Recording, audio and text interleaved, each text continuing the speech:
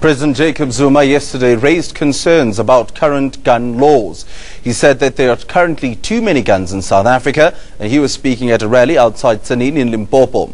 Zuma said that this has contributed to high crime levels. He added that even people who had legal firearms could have them stolen and then used by criminals. Research carried out by the Institute of Security Studies has also found that the South African public wants stricter firearm control. Some even believe that civilian gun ownership should be banned. Well, we're now joined by Paul Oxley from the Gun Owners Association of South Africa. Paul, good morning and welcome. Good morning. Is the President right in his utterances regarding gun owners?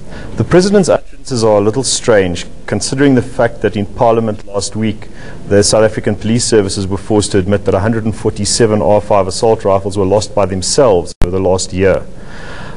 So are there too many guns in society? Do the police have too many guns so that they can throw them away at the rate they are? The South African police service are 20 times more likely to lose their firearms than civilian licensed gun owners. So is the President identifying the right target? I don't think so. Certainly doesn't. It's certainly not borne out by the facts. The laws that they're obviously calling for have stricter gun controls. How is that then going to affect normal gun owners? Well, the Firearms Control Act as it currently stands is in a state of limbo. It's been sued left, right and centre. It's a grossly unfair act which was promulgated seemingly in haste, but in actual fact at great expense to South Africa, principally based on research by the Institute of Security Studies. And it has a number of constitutional problems with it. We have just recently, via the Justice Alliance of South Africa, had a major court victory on the basis that the South African Police Service and the South African government itself was refusing to pay compensation to those people who did hand in their firearms under various amnesties, and because they weren't prepared to go through the rigmarole to relicense. Almost 1 million people were deprived of their property. The government denied that compensation was payable.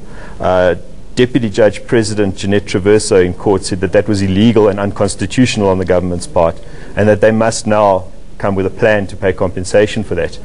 There are a number of other constitutional problems with the Firearms Control Act as it now stands. However, that property clause establishes where we stand. Privately owned firearms are property. If the government wants to mess with that, the government must get ready to pay out a whole lot of money. How then do we reduce the number of firearms that are normally found in the community, which in the end end up being used to kill people? We're identifying the wrong people. We're looking at licensed firearm owners that, by nature of the very fact that they're licensed, are the most easily identifiable and largest group of law-abiding citizens in the country. If you want to go looking for illegal firearms, don't go to legal firearm owners and look for them. Crack down on the illegal firearms that are being sold by the South African police services to the criminals. Crack down on the criminal gangs that are running around with assault rifles in the townships, that are robbing cash-in-transit vans that are heavily armed. Don't come and look at the civilian firearm owners. The civilian firearm owners are part of the solution, not part of the problem. How then do we work with government to make sure that we live in a gun-free society where people do not need to carry firearms anymore? Because clearly that's the sort of step that we'd like to be taking as a country. McFarlane, that's a utopian idea, and it's laudable. However, it's being that we are all fallible humans, it's probably not likely to occur ever. I don't think it's occurred anywhere in the world ever. Depriving licensed firearm owners of their firearms, could be self-defense firearms, could be sporting firearms, is certainly not going to cut off the supply of firearms to the criminals. The criminals, by nature of the fact that they're criminals, are prepared to break the law.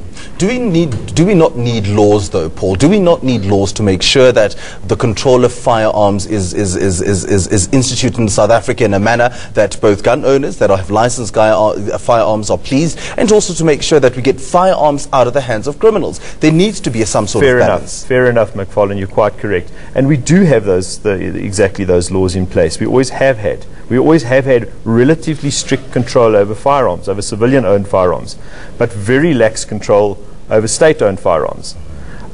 That's a logical disconnect. You can't have the one without the other, and we do have that situation at present, and that's why we're in the situation we are right now.